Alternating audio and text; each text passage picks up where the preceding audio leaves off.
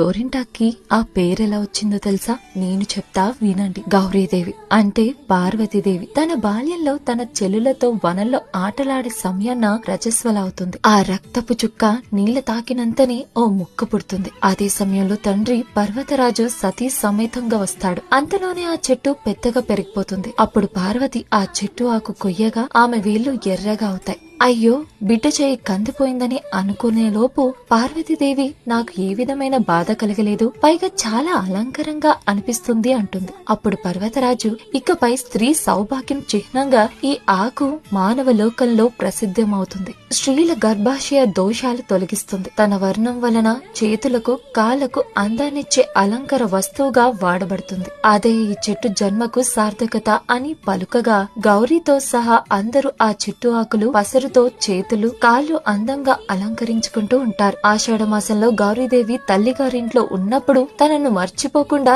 తప్పక పెట్టుకోవాలని ఆ చెట్టు కోరిందట. ఆ విధంగా గౌరీ ఇంటి ఆకు కాస్త గోరింటాకయింది.